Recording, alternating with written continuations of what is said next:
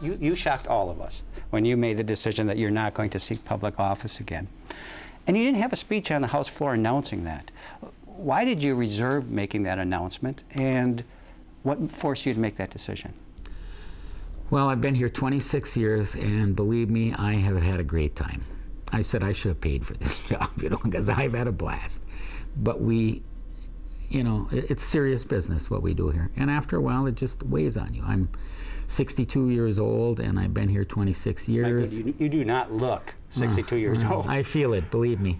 And you know, it starts to weigh on you. It's hard on your family.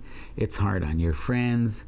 And eventually you have to make a decision. And for me, you know, I was moving towards that decision. I got my first grandchild, you know, my little granddaughter, and I took care of her before I came to session because I didn't want her to go to daycare before she was a year old. And so I was there 4 days a week, and I'll tell you, I'm smitten, you know, and I thought I'm going to spend more time with her, and I'm also going to get married in October, and I wanted to spend some more time with my new spouse. So, you know, it was the right time to move on. Ironically, when I ran in 1982 and I lost by 16 votes, I had been redistricted from Joe Begich's district, my township, which was Senate District 6 then, into Senate District 5, my hometown area of Virginia, and that where I grew up. And now, with redistricting, we become Senate District 6 again. I thought that was kind of like a sign from God.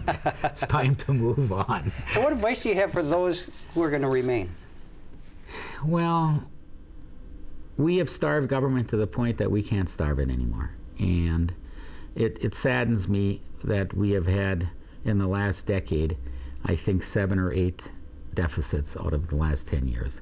Something's out of kilter in this state, and I think we have to come together. Governor Dayton is right. You know, the wealthy people got the breaks at the turn of the century, and now that we're, you know, we need money, we need funding, I think it's the wealthy that should help pay again. And a good example, Governor Dayton's proposal to tax the wealthiest Minnesotans would have affected 68 people in St. Louis County, but instead, about 100,000 taxpayers, property taxpayers, got an increase instead of 68 people getting an increase on a fair tax, which is the income tax. We have to come together and admit that we need more money in this state and fund things again, like taking care of our children, taking care of our seniors in the twilight of the years, and stop this craziness that's going on in college funding, where, like I said, $1 trillion now collectively and nationally in student loan debt. That's not right. When you look back at your career, what will you be most proud of? Well, a couple of things. And I have to give credit to where credit is due here. You know, Arnie Carlson signed a law that I passed on the House floor, and the Senate passed it, saying that a mine was an important thing to this state, and those resources belong mostly to the state and the University of Minnesota. And when a mine closes, we're going to have a moratorium of a couple years where that bankruptcy court has to keep that mine in operating condition to give the state time to find somebody else to operate it. And because of that, United Taconite in Eveleth reopened under a new owner. National Steel Keewatin Taconite plant reopened twice now.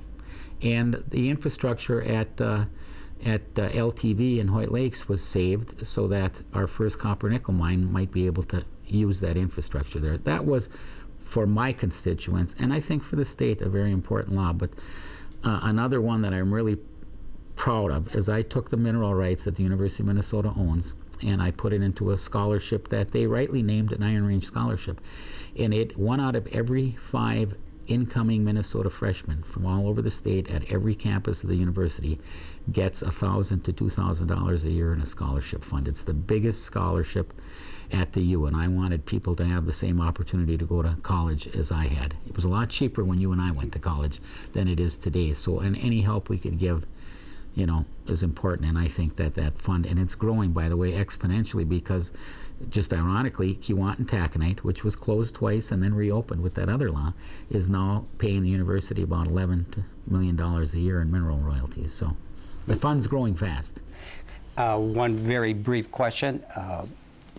When the legislature comes back for special session, will you give that final speech on the House floor. You are one of the most entertaining legislators that this building has ever witnessed. Well, I was afraid of what I might say that night because, you know, my mother told me to keep my mouth shut if I couldn't say anything good. And I could have said a lot of good, but I could have raised a lot of heck that last night. And I just kind of figured I'd walk away into the sunset. So I don't know if I'll say anything at all, you know, if and when we do come back in a special session. I think I've made my announcement, and the press has been very kind to me and people all over the state.